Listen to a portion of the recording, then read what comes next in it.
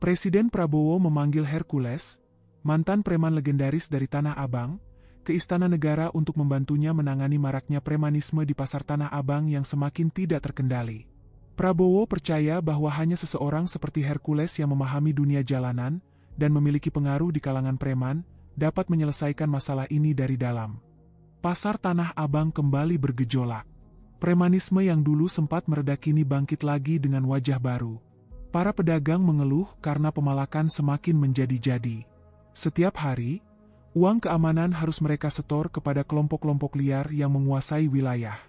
Jika menolak, ancamannya bukan sekadar intimidasi, tapi juga kekerasan. Polisi sudah beberapa kali melakukan razia, namun para preman selalu kembali dengan cara yang lebih cerdik. Di Istana Negara, Presiden Prabowo Subianto menerima laporan dari bawahannya mengenai situasi ini.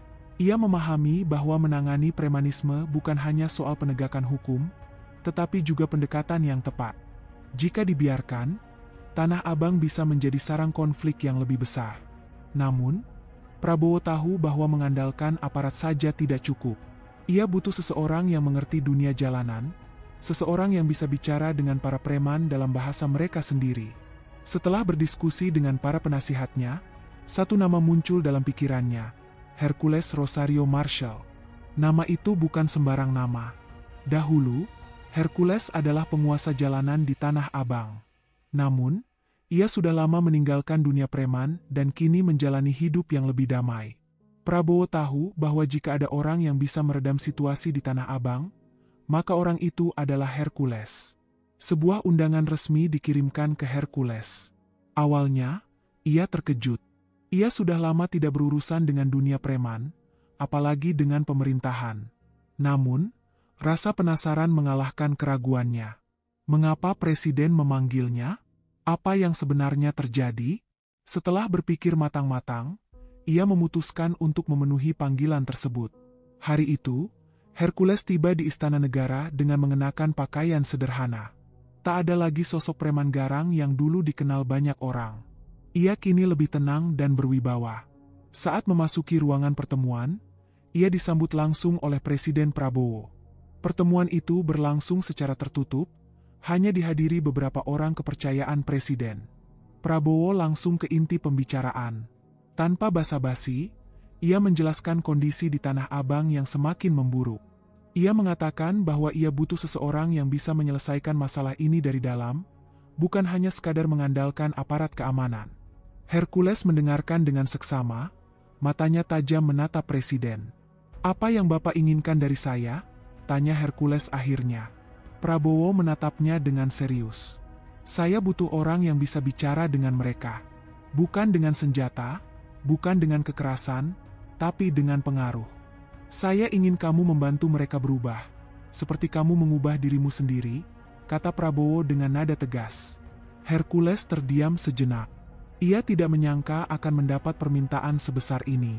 Ia bukan lagi bagian dari dunia itu, tapi ia tahu bahwa hanya sedikit orang yang benar-benar bisa mengendalikan Tanah Abang. Jika ia menolak, masalah ini akan terus berlanjut. Jika ia menerima, ia harus kembali menghadapi masa lalunya yang sudah ia tinggalkan. Setelah berpikir panjang, ia mengangguk pelan. "Baik, Pak. Saya akan coba. Tapi saya tidak bisa menjanjikan keajaiban," katanya. Prabowo tersenyum tipis. "Saya tidak butuh keajaiban. Saya hanya butuh seseorang yang mengerti cara kerja dunia itu." Dengan keputusan itu, perjalanan baru Hercules dimulai, bukan sebagai preman, tapi sebagai perantara perubahan. Setelah bertahun-tahun meninggalkan kehidupan jalanan, Hercules kembali menginjakan kaki di pasar Tanah Abang. Ada sesuatu yang berbeda. Dulu, ia mengenal setiap sudut pasar ini, setiap gang sempit, dan bahkan setiap wajah yang lalu lalang. Namun kini, Tanah Abang terasa asing baginya. Preman-preman muda yang tidak dikenalnya berkeliaran, menguasai lapak-lapak dengan tatapan menantang. Atmosfer pasar terasa lebih keras dari yang ia ingat. Hercules berjalan perlahan di antara kios-kios yang sibuk.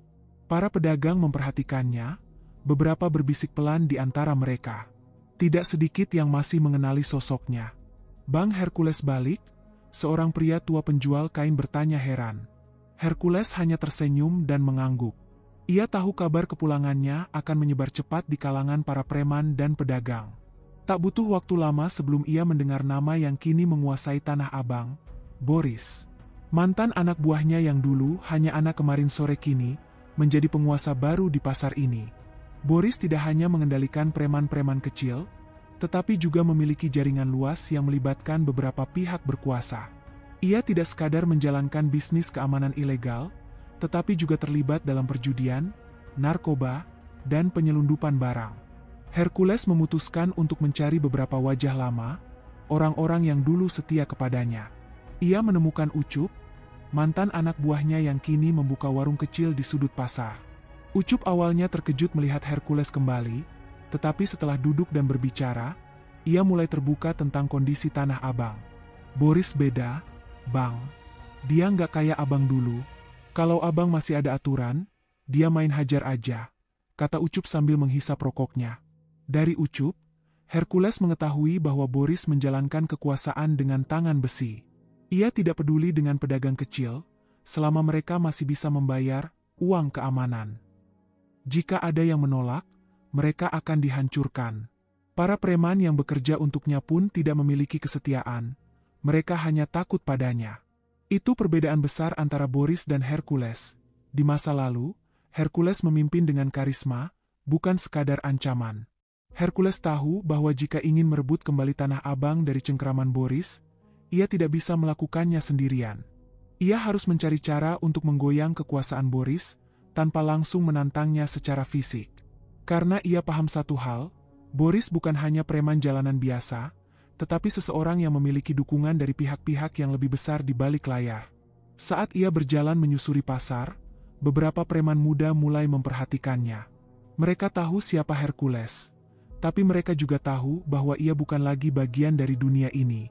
Salah satu dari mereka, seorang pemuda bertato dengan pakaian ketat, menghampiri Hercules dengan nada menantang.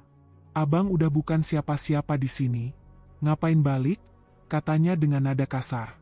Hercules tidak bereaksi dengan emosi. Ia hanya menatap pemuda itu dengan tenang, lalu berkata, "Saya cuma mau lihat Tanah Abang sekarang seperti apa." Pemuda itu menyeringai, tapi tidak berkata apa-apa lagi. Ia mundur, tetapi jelas bahwa kedatangan Hercules mulai menarik perhatian kelompok Boris. Sore harinya, Ucup memberi peringatan kepada Hercules. "Bang, hati-hati. Boris pasti bakal dengar kabar kalau abang balik.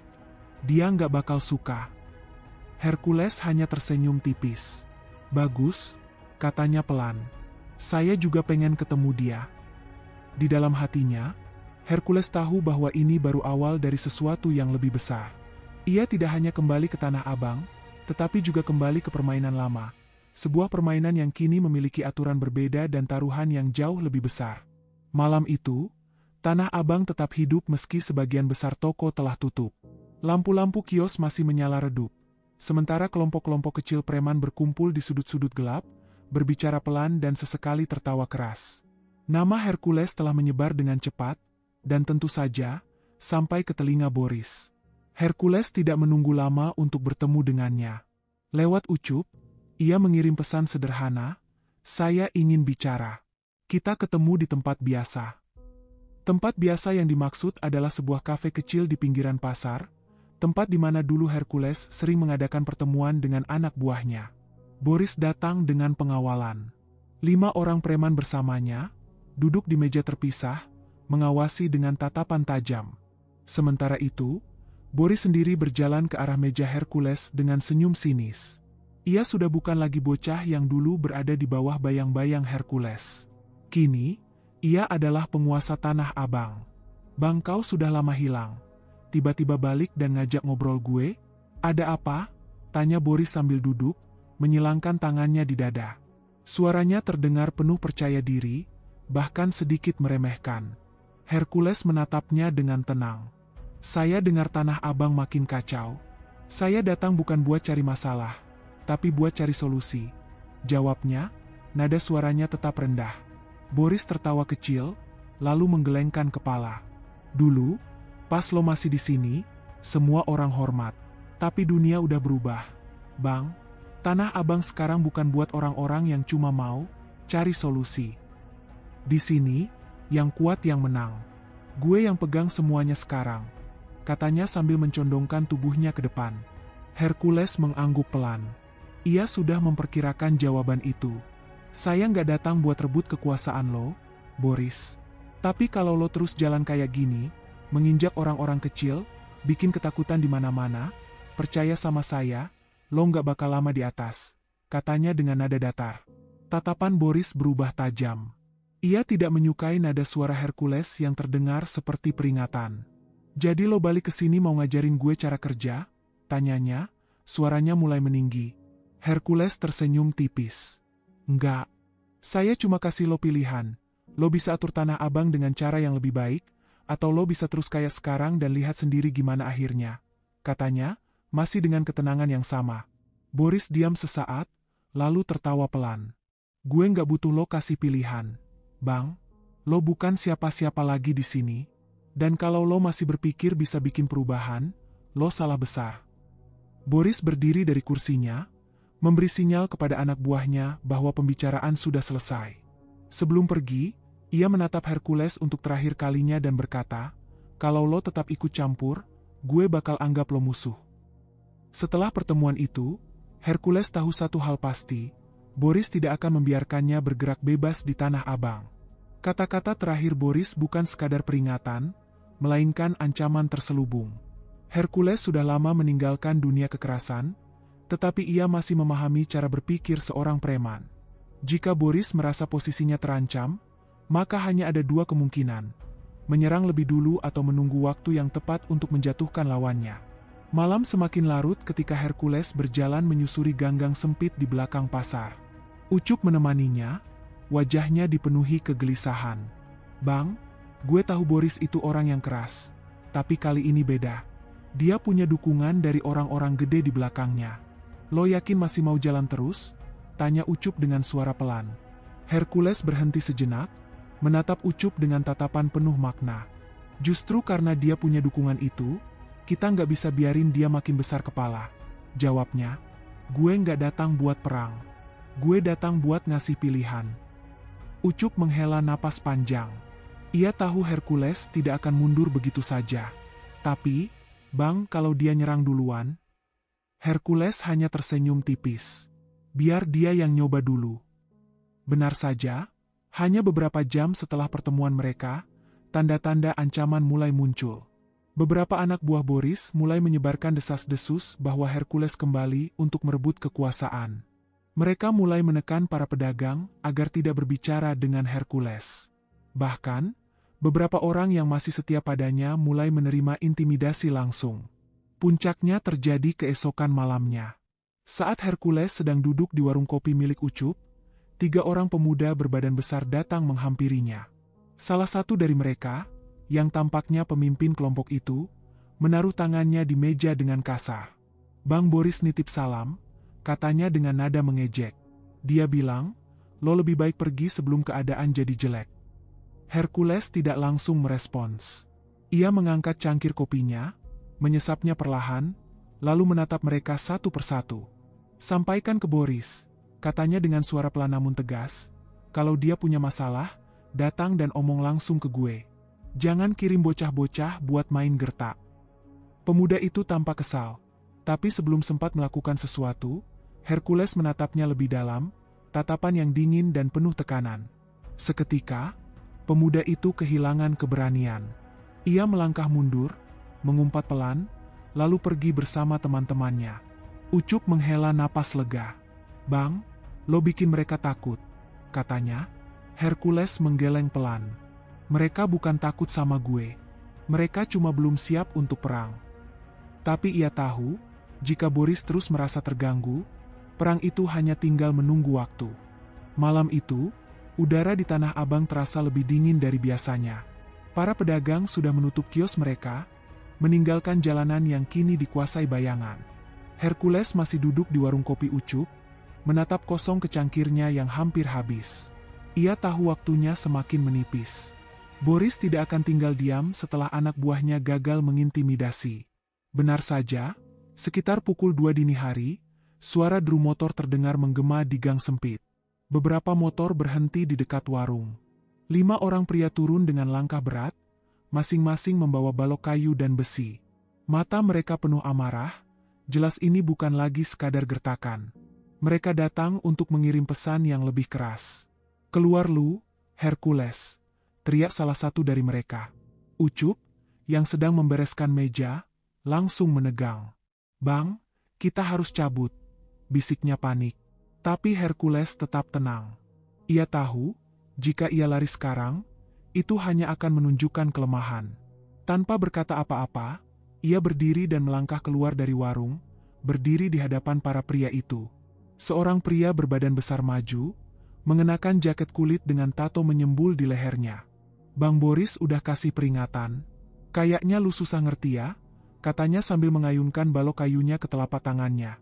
Hercules menatapnya datar. "Kalau Boris ada masalah sama gue, suruh dia datang sendiri. Gue nggak main sama anak buah." Provokasi itu berhasil. Pria bertato itu menggeram, langsung mengayunkan baloknya ke arah Hercules. Namun, dengan refleks yang masih tajam meski sudah bertahun-tahun tak bertarung, Hercules miringkan tubuhnya, menghindar dengan mudah. Sebelum pria itu bisa bereaksi, sebuah pukulan keras mendarat di rahangnya, membuatnya jatuh tersungkur ke tanah. Seketika, perkelahian pecah. Anak buah Boris menyerang bersamaan, tapi Hercules bukan orang yang mudah dijatuhkan. Dengan teknik bertarung jalanan yang telah terasa selama puluhan tahun, ia menangkis dan menyerang dengan presisi. Satu persatu, mereka tumbang, tergeletak mengerang di jalanan. Dalam waktu kurang dari 5 menit, semuanya selesai. Para penyerang yang masih sadar buru-buru menyeret teman-temannya yang terluka, melarikan diri sebelum keadaan semakin buruk. Hercules menghela napas panjang, merasakan ketegangan dalam tubuhnya. Ia menang, tapi ia tahu ini baru permulaan. Ucup melangkah mendekat dengan wajah tegang. "Bang, ini pasti bakal makin parah," katanya. Hercules mengangguk pelan. "Iya, Kap. Mulai sekarang, kita harus siap. Boris nggak bakal berhenti di sini." Pagi harinya, kabar tentang perkelahian semalam menyebar cepat di Tanah Abang.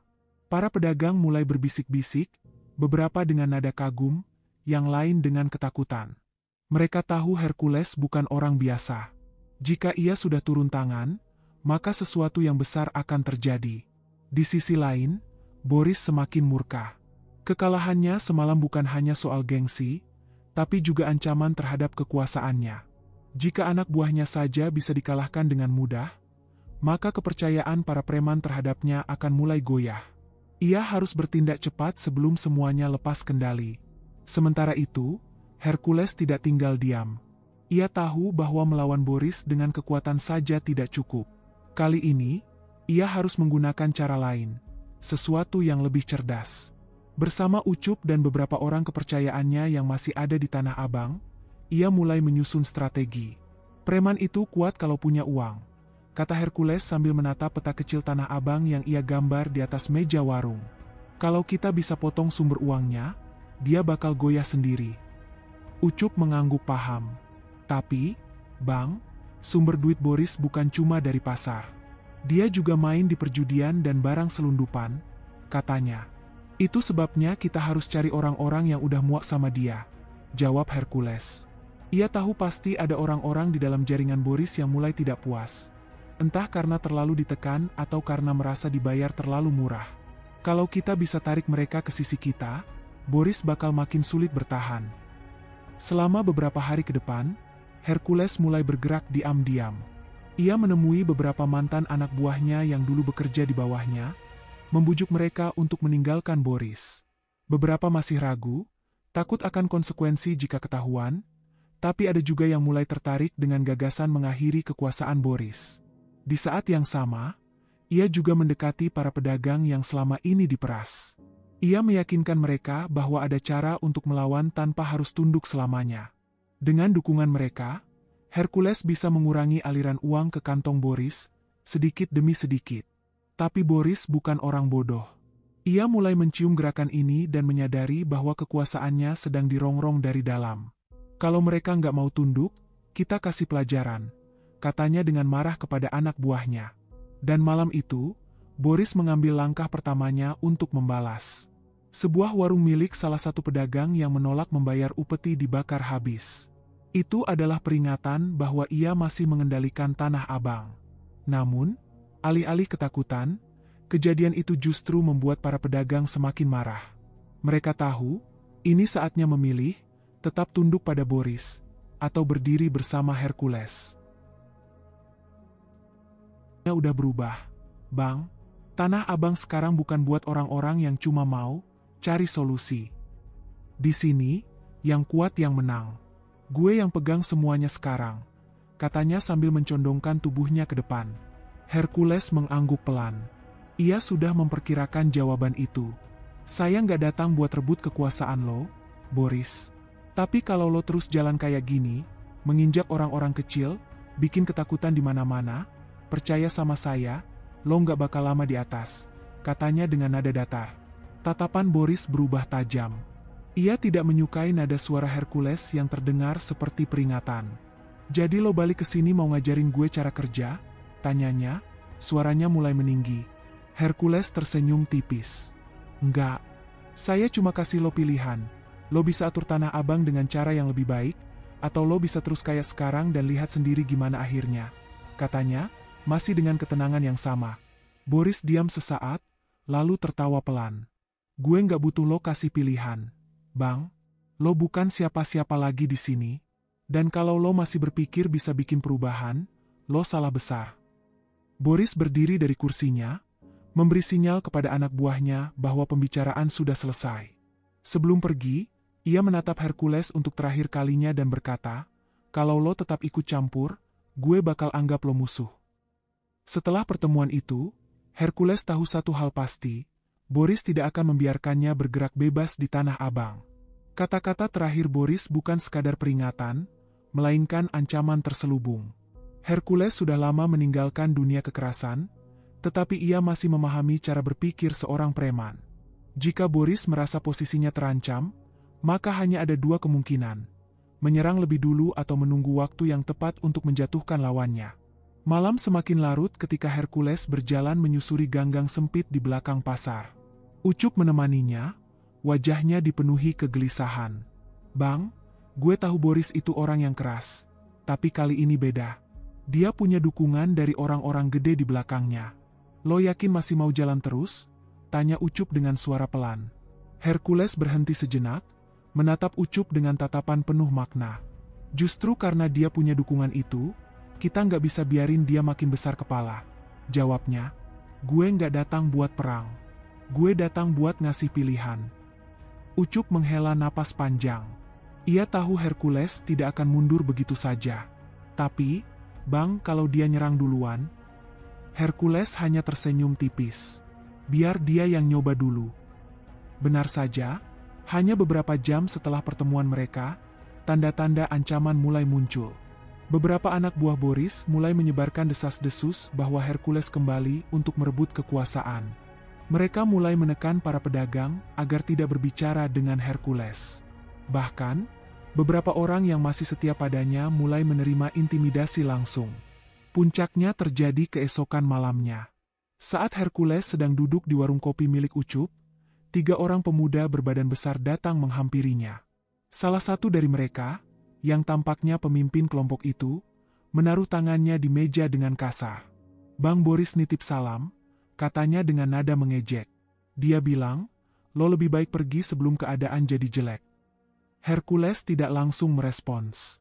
Ia mengangkat cangkir kopinya, menyesapnya perlahan, lalu menatap mereka satu persatu. Sampaikan ke Boris, katanya dengan suara pelan namun tegas, kalau dia punya masalah, datang dan omong langsung ke gue. Jangan kirim bocah-bocah buat main gertak. Pemuda itu tampak kesal, tapi sebelum sempat melakukan sesuatu, Hercules menatapnya lebih dalam, tatapan yang dingin dan penuh tekanan. Seketika, pemuda itu kehilangan keberanian. Ia melangkah mundur, mengumpat pelan, lalu pergi bersama teman-temannya. Ucup menghela napas lega. Bang, lo bikin mereka takut, katanya. Hercules menggeleng pelan. Mereka bukan takut sama gue. Mereka cuma belum siap untuk perang. Tapi ia tahu, Jika Boris terus merasa terganggu, perang itu hanya tinggal menunggu waktu. Malam itu, udara di Tanah Abang terasa lebih dingin dari biasanya. Para pedagang sudah menutup kios mereka, meninggalkan jalanan yang kini dikuasai bayangan. Hercules masih duduk di warung kopi Ucup, menatap kosong kecangkirnya yang hampir habis. Ia tahu waktunya semakin menipis. Boris tidak akan tinggal diam setelah anak buahnya gagal mengintimidasi. Benar saja, sekitar pukul 2 dini hari, suara drum motor terdengar menggema di gang sempit. Beberapa motor berhenti di dekat warung. 5 orang pria turun dengan langkah berat, masing-masing membawa balok kayu dan besi. Mata mereka penuh amarah, jelas ini bukan lagi sekadar gertakan. Mereka datang untuk mengirim pesan yang lebih keras. "Keluar lu, Hercules!" teriak salah satu dari mereka. Ucup, yang sedang membereskan meja, langsung menegang. "Bang, kita harus cabut," bisiknya panik. Tapi Hercules tetap tenang. Ia tahu, jika ia lari sekarang, itu hanya akan menunjukkan kelemahan. Tanpa berkata apa-apa, ia berdiri dan melangkah keluar dari warung, berdiri di hadapan para pria itu. Seorang pria berbadan besar maju, mengenakan jaket kulit dengan tato menyembul di lehernya. "Bang Boris udah kasih peringatan. Kayaknya lu susah ngerti ya," katanya sambil mengayunkan balok kayunya ke telapak tangannya. Hercules menatapnya datar. "Kalau Boris ada masalah sama gue, suruh dia datang sendiri. Gue nggak main sama anak buah." Provokasi itu berhasil. Pria bertato itu menggeram, langsung mengayunkan baloknya ke arah Hercules. Namun, dengan refleks yang masih tajam meski sudah bertahun-tahun tak bertarung, Hercules miringkan tubuhnya, menghindar dengan mudah. Sebelum pria itu bisa bereaksi, sebuah pukulan keras mendarat di rahangnya, membuatnya jatuh tersungkur ke tanah. Seketika, perkelahian pecah. Anak buah Boris menyerang bersamaan, tapi Hercules bukan orang yang mudah dijatuhkan. Dengan teknik bertarung jalanan yang telah terasa selama puluhan tahun, ia menangkis dan menyerang dengan presisi. Satu persatu, mereka tumbang, tergeletak mengerang di jalanan. Dalam waktu kurang dari 5 menit, semuanya selesai. Para penyerang yang masih sadar buru-buru menyeret teman-temannya yang terluka, melarikan diri sebelum keadaan semakin buruk. Hercules menghela napas panjang, merasakan ketegangan dalam tubuhnya. Ia menang, tapi ia tahu ini baru permulaan. Ucup melangkah mendekat dengan wajah tegang. "Bang, ini pasti bakal makin parah," katanya. Hercules mengangguk pelan. "Iya, Kap. Mulai sekarang, kita harus siap. Boris nggak bakal berhenti di sini." Pagi harinya, kabar tentang perkelahian semalam menyebar cepat di Tanah Abang. Para pedagang mulai berbisik-bisik, beberapa dengan nada kagum, yang lain dengan ketakutan. Mereka tahu Hercules bukan orang biasa. Jika ia sudah turun tangan, maka sesuatu yang besar akan terjadi. Di sisi lain, Boris semakin murka. Kekalahannya semalam bukan hanya soal gengsi, tapi juga ancaman terhadap kekuasaannya. Jika anak buahnya saja bisa dikalahkan dengan mudah, maka kepercayaan para preman terhadapnya akan mulai goyah.